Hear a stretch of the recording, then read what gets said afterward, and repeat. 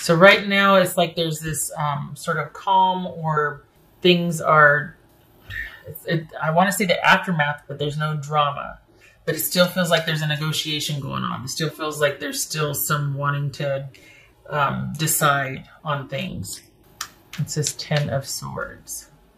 Perhaps things have ended and you're just wanting to move on. You're just like, you know what, I want to get to getting on. I want to just be beyond the drama here. I don't want to feel anything. I just want things to be over and done, and I'm out. And I think maybe your person is the one still hoping that you are going back and forth, deciding that you might not be as solid on this ending. And in actuality, it looks like maybe you both are still struggling. I mean, we got the Swords, the Cups, and the High Priestess here. And both of you are still kind of adjusting to this. It's not quite finished yet. What's this Ace of Pentacles about for Virgo? You're done. You don't want this anymore. Well, I shouldn't say that. Hold on. What's this person? You know what? Neither one of you know what to do. 7 of Wands, 9 of Swords. You're still fighting. Part of you's done, and then the other part I think might be secretly hoping for an epiphany, because I think it's almost like if this was salvageable, let's talk about that and let's see about that. But in your mind, it's almost like it's not. So you're already pretty much ready to be out the door. But you don't want it the way it is now. It's almost like would you be open to something newer and better? And I think your person is really hoping that you will return to the fold, and that you will want to. I think they might be trying to get out in front of this and to convince you, or to kind of do things that are not really like them, to do different things, to try and, wow you or impress you. I think they want to work on this. I don't think you do, unless it's going to be better than before, unless you can be shown or convinced that they mean it. I think you're looking to be saved from having to make the decision or the reality that it's really over for you. Because even if they could salvage it, you're going to be standing there with your, arms folded across your chest and not really giving much anyway. You're going to be suspicious. You're going to be not wanting to open up because the trust has been broken here. So it's almost like your back's up against the wall, and for all intents and purposes, you're done and you're ready to march. But if there can be some way that you are able to be convinced to see out of this, you wouldn't be against that either. Like, you would be open to it. It's just that part of you is like, well, I don't think so. But then the more that they would try to convince you, the more you'd want to then there'd be something else you'd find wrong, or like, well, how long is this going to last? You can't keep this up forever. The real you's going to come out, and then what are we going to do? And you know what I mean? Like, it's like this person really wants you to just give them a second chance. They want to keep the door open. They really are hoping that the history and connection that you have will convince you to at least hear them out. They might not have a plan beyond trying to wow you and show you things. And it looks like you might be aware of that, and you're just like, oh God, for as much as I don't want to admit that I might want this second chance, or with this person, I still don't think it's possible. And then it's almost like seeing that it would be possible would backfire, because it just make you more suspicious. Like, okay, that's usually not like how they are, so it's going to fall out sometime. The other shoe's going to drop. Like, this is not going to last. They can't have changed. They're just doing this because of the situation we're in. But 2 weeks from now, they're going to go back to being how they always were. So this is someone that they might be trying to give you your space, but as soon as you start to progress, they're going to be coming in like gangbusters, trying to talk to you, fix this. Wait a second. Hold on. Hear me out. Don't decide anything yet. Just, you don't have to leave the door open for me, but just don't shut it. You know what I mean? And you both are still not knowing what to do about this. I don't think you see any hope. So I think you're ready to just kind of be done with it, move on with it. But I think your person is trying to find a way to have things renewed or to start again with you. But I feel like we got 7 of Wands, 7 of Pumpkins, 8 of Swords, 9 of Swords. You're ready to, even if you don't want to, it's almost like and you know, if I may, you might be putting on a really good show and tough act. And part of that is your resilience. Part of that's you going, well, okay, got to get going because there's nothing for me here and I got to go. But I don't think you want it to end either. You just know that the situation being what it is, it has to. But there's still that part of you that if they're able to make a convincing argument, you'd be like, yeah, you know, this Ace of Pentacles right here, okay, but it's like you feel like it's a long shot. And there's just no way. And your person doesn't want you to take them back just yet. Just don't close the door. But part of it is because they need to find time how to figure out what they're going to say or how to fix this or how they're going to maintain this. And yet you've already got one foot out the door. I mean, it's like, but nobody wants to put the final nail in I can't remember, the box or whatever the saying is. And it makes me kind of sad, actually, because it's one of those things where you're like, well, I guess I'm just going to head out because there's nothing really for me here. And your person's like, but wait, just hold on a minute.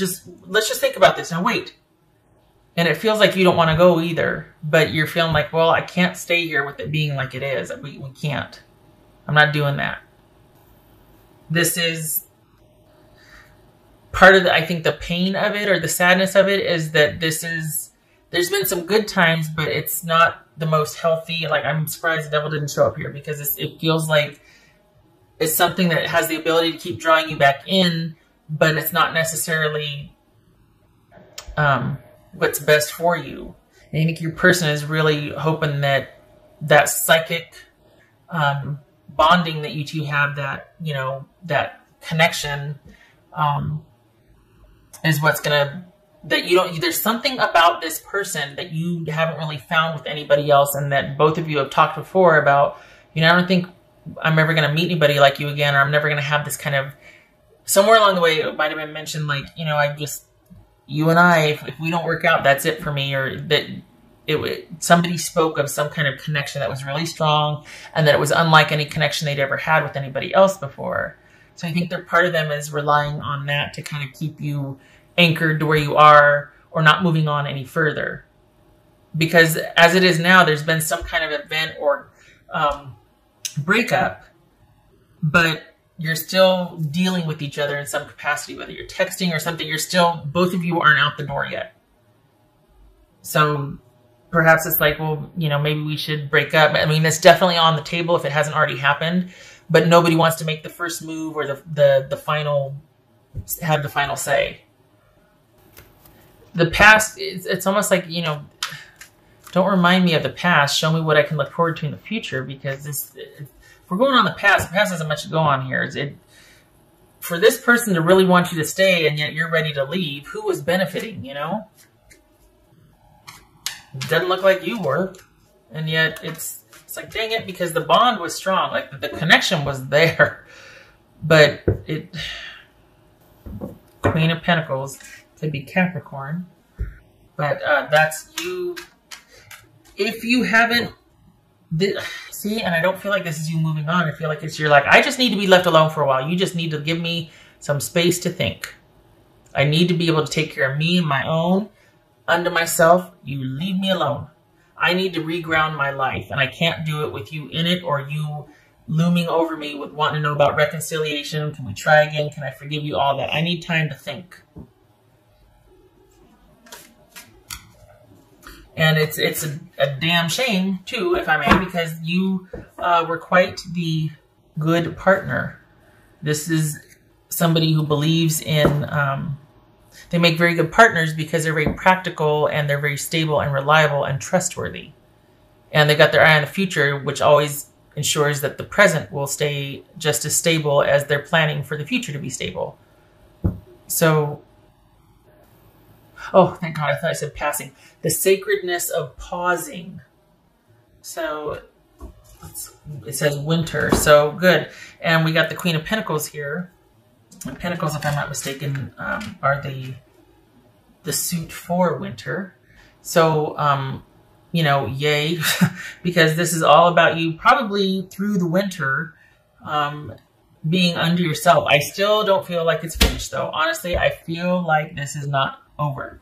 I don't know if there's kids involved or extenuating circumstances, health or family, but this is still you not having fully left. You're by yourself, preferably so. I mean, you're asking for time at least, but neither one of you is putting the final nail in the coffin. There it is, that nail in the coffin. Halloween reference, fine. But because neither one of you know what to do, because I guess it needs to be handled strategically. There's not just emotions involved here too. There's some other things that need to be considered before you can put the final touches on things. And I think your person is hoping that that'll buy them enough time to eventually have you return. But that again bothers me because here you are doing all the thinking and planning and they're just hoping that you'll come back to them. Well, maybe you don't want to go back. Maybe you want to move forward. What's in the future for you? You know, like what are they offering for the future? Or they just want to get things back to the way they were. There was nothing working for you there. It was all about them. If I can't be a good example, let me be a horrible warning. Yeah, consider this warning you then, I guess, that this is just, even though you both are on the fence, this, if nothing else, Virgo, you really do need to move out or at least get to where you can be under yourself, to where you can take care of yours and your own, so you can have some clarity, so you can think. Because as long as they're coming in like gangbusters and either starting fights or kind of trying to, you know, have all these conversations where they won't leave because they want you to just give them another chance. Like they just constant barrage of text or communication or showing up unexpectedly at your work or where you work out or walk or what. This constant unexpected presence, relentless, you know what I mean? You don't need that. You need your space to think. And this is, and it's probably because your person knows that if you do get the time to think, that you're just going to decide, you know what, I just don't see any way for us to, I'm sorry, the door is closed, I've reached a turning point. They don't want to hear that. What else for Virgo? This would be what your person was saying. Well, okay, you feel like home to me. Yeah, I mean, look at this. We got Judgment and the Empress. The High Priestess. This is like, don't do anything yet. I got to come up with a plan to try and have you reconcile with me. So don't do anything yet. And you're like, what? Yeah, just give me more time to think about how to convince you to come back. You feel like home to them. You probably made a very nice home. Treated them well. You were kind. You were loyal. You were devoted. Perhaps they're realizing this too late because something has ticked you off and made you want to leave. Or just realize that there's nothing for me here. I can't keep doing this. I've got to cut this off. But it's dragging on because here they come unexpectedly doing all these unexpected things or trying for that. And you're getting to the point where you're like, I don't have enough strength to leave, but I know I shouldn't be here. But I need you to leave me alone so that I can think at least. And that's part of what's going to get you through this is being able, and I think your person knows that because as soon as you're able to get that alone time and think and you get kind of grounded, it'll be that much easier for you to make those decisions you need to make.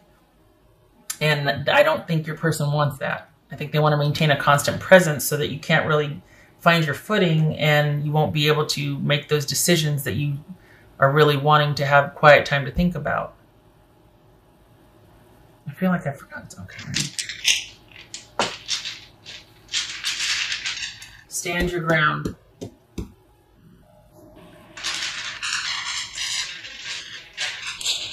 Just because you don't know what to do doesn't mean you won't. It means you just need some quiet time to think about it, but it doesn't mean, well, I don't know what to do, so I'm just going to go back. Don't know what to do, stand your ground, but don't go back. Don't know where you're going yet, fine, but just stay right where you are, stand your ground. That's not good. There we go. Probably a lot of confusion and uncertainty in the future, but you've got what it takes to weather that. You also are going to be... got quite a few friends and family around you that could help with that, but 5 of Cups, yeah, I bet you're disappointed. And the Hangman reversed. Okay, so this is you. Okay. Take all the time you need. I mean, it's never easy, is it? But we've got Five of Cups here, sadness and disappointment, probably because you know that there's no fixing this right now. If nothing else, you have to be able to think either. You can't think either way. You've got to be able to get by like under yourself, by yourself, alone, so that you can think. Because you're letting emotions lead, and you're just disappointed and you're sad, and rightfully so. I mean, this is a huge relationship for you that's ending. There's sadness and disappointment and grieving, and you need time to be able to do that. You're not able to move on. You're not able to transition. You're not able to let things go while you're still kind of surprised all the time, and someone's trying to convince you to stay. And I mean, it's bad enough that you two are like, I don't know what to do. Nobody knows what to do here. The best thing for you is for you two to, so that you can come up with your own solutions. And then if the situation warrants it, you two can, I'm not saying that for advice, but honestly, you both need to be able to be under yourself so you can think. And this person that keeps crowding you and coming in is not giving you the time to do that.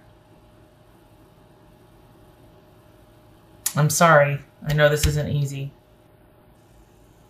I do hope that you're able to get the time to think, though. And you might decide that, you know what? Okay, let's give this new start. Let's really try. And they have the best of intentions. You might decide. We got the warning here, and we've got needing to at least pause to think about it. So even if that is in the cards, right now it's not. What is you needing to get away from this situation to be able to think.